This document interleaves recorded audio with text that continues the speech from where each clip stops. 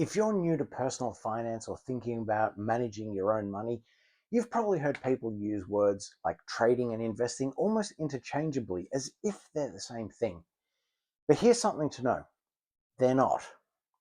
They're very different ways of achieving the same goal of building wealth. So by the end of this video, you'll understand the difference between trading and investing, and more importantly, which one will actually work for you. This also matters because when people offer you an investment or a trading education, neither is automatically better, right, or wrong. What matters is whether it's grounded, real, and whether it makes sense. Because both roads can get you to the same place. The only question is, which road are you willing to take? And that's why this video isn't really about markets. It's about you. My name is Richard and welcome to Ron's Industries. And today in the finance industry, we're looking at the subject of trading or investing and how they're two different roads to growing wealth. So before we ever talk about strategies, charts, or asset classes, the real decision starts with knowing who you are and what you want and what you're willing to do to get there. And every beginner guide should start here. Not just saying yes to the question of whether or not you want to make money or replace your income, because self-awareness is critical. The key questions are simple but uncomfortable, and that's because they make you look inwards. And those are, what do you want? And what are you willing to do? And also, what you aren't. As well as, how much time do you actually have? How much energy and focus can you give? And how patient are you? Really? Those answers determine what strategies will even work for you. You might technically have the time, but not want to give it to this. And that's completely fine. And this brings us to the subject of time and lifestyle. Let's spend a bit of time putting trading and investing side by side so that we can look at how they're different and so that we can see which one might suit you. Trading is typically faster paced. It requires constant attention, and very quickly it can end up feeling like a job, especially if you're drawn to something like day trading or other short-term timescales. You need to be present and you need to be focused. And you need to understand not just price, but you need to understand things such as tools, systems, and trading structure. Investing, on the other hand, is considerably slower. It's long-term focused, and it's usually built around life goals, things such as retirement or financial independence, as well as passive income generation. As an investor, you're not worried about daily moves. You're worried about where you'll be years from now. So, side by side, trading fits people who want to be actively involved. Investing fits people who want systems doing the work for them. Now, in many ways, risk tolerance matters far more than strategy ever can. Regardless of whether trading or investing ends up being your preferred long-term wealth building method, any and every time you open up a position, whether it be stocks or in more illiquid markets such as property, every open and close is defined as a trade, where there is the exchange of currency for an asset class, or vice versa. Each time a position is closed and the exchange is reversed, it's also a trade. So to that end, every trade and every investment will in all likelihood go down at some point. Unrealized losses are unavoidable. Missing perfect tops and bottoms is unavoidable. Timing the exact bottom or the exact top has almost zero probability. So the real fork in the decision is psychological. Are you the type of person who reacts emotionally to drops? Or can you zoom out and stay calm? Can you survive a bad news day, brush off a bad report, or push through a bad cycle? Because poor risk tolerance damages portfolios more than market moves ever will. In trading, tight stop losses can protect capital, but they can also kick you out too early. Namely, pre-market moves that are highly illiquid can move the market long before the market opens, triggering any sort of condition that you might have to protect capital or book profit. In investing, the old saying holds true. Time in the market is more important than trying to time the market. Both trading and investing require learning. They're non-negotiable, but the intensity is very different.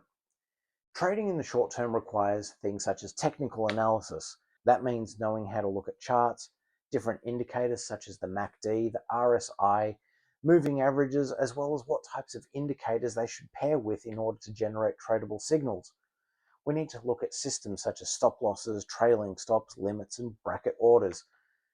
And trading also requires fast decisions, setting up conditions that can execute automatically. For anyone thinking about trading, paper trading matters. It's where losses aren't real and neither are the profits, but the experiences and the takeaway lessons are, particularly in learning how to manage positions that are in unrealized losses. And rules matter. Don't chase the trade if you've already taken profits off the table. And don't hesitate, because that's where things can get ugly. Investing, on the other hand, relies more on fundamentals, and that means things such as earnings reports or industry reports. Reports such as the CPI, the PPI, job reports, payroll, Reserve Bank announcements. There is usually a market moving report on any given day of the week. There's also market cycles, not to mention economic and political decisions. Policy can change the flows of money, but both require education. But trading demands constant short-term intensity. Investing requires understanding and the tolerance to know that you made the right decision 6 months after you made it. So this is the motivation check. Do you want excitement and speed? Some people hate doing nothing. Some people just want to solve the puzzle. They want to be involved and they want to be hands-on. Others want minimal intervention, to set things up and just let them run. If you're treating it like a part-time job at the very least. Sometimes like a one-person business. And if you're the type of person with burnout, trading can look even more exciting. No boss, no client, no tech support, no emails, no one to blame. The question is, can you show up? Can you stay disciplined? And can you do it repeatedly and consistently? This comes back to one thing, and that is knowing who you are, what you want, and what you're willing to do. And most importantly, what you're not. So what's investing? Now that we've put these two philosophies side by side, let's look at what each of them actually are. Investing means putting money into assets with the expectation of achieving a profit. And that means asset classes such as stocks, bonds, property, funds, even buying businesses. Investors take the long view, years, decades. But what happens when the day-to-day doesn't matter? The core mechanism that investors look at is compounding, earnings that generate more earnings over time.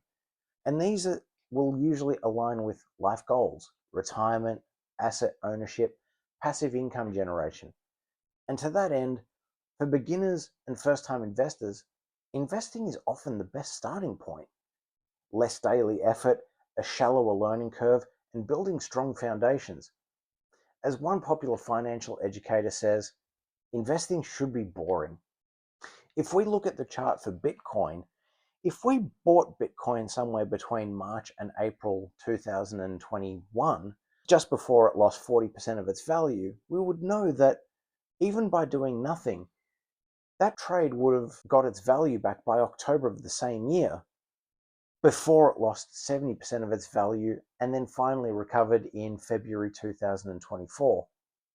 So even by doing nothing, the buy and hold strategy of an investor would still see it up 50% from the period when it was bought in March to April. That's still an annualized compound rate of around about 8.4%. And that's not bad for doing absolutely nothing. Whereas, what is trading? Now, trading is a short-term buying and selling to profit from price movement. So now we're talking about things such as stocks, forex, crypto, as well as commodities. But trading is hands-on. Positions can last anywhere between seconds, minutes, days, potentially even weeks.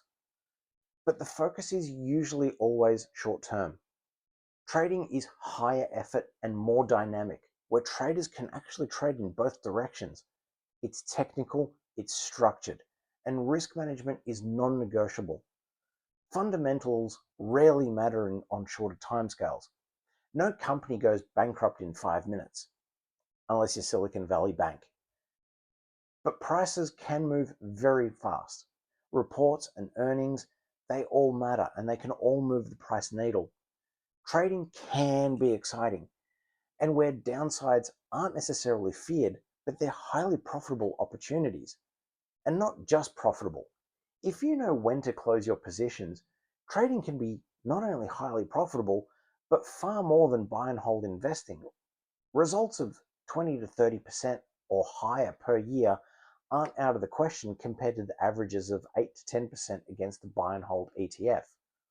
But when it comes at the cost of time and energy, and that means it's not for everyone, and to a certain degree, it shouldn't be. And we're going to recap. Trading is often short-term, high effort, and it's focused on quick profits, and it's open to potential large profits. Investing is going to be long-term, lower effort, and focused on steady wealth building and more consistent results, averaged out over the life of the investment itself. Traders will often live in the moment. Investors are going to zoom out. Timing matters when it comes to trading. Time matters when it comes to investing. Both are going to get you to the same place, although they're two very different roads. So the question is there a middle ground? The answer is yes, and many people do actually do both. There's a common structure involved, usually the long-term core investment itself, and a smaller allocation ready to make the trade when the opportunity comes up, such as a covered call, buying an asset for the mid to long term, and then selling against it either for income when the market flattens or falls, or to close the position for an enhanced profit. This gives you the stability from investing with the additional upside that comes from trading, if and when the opportunity presents itself.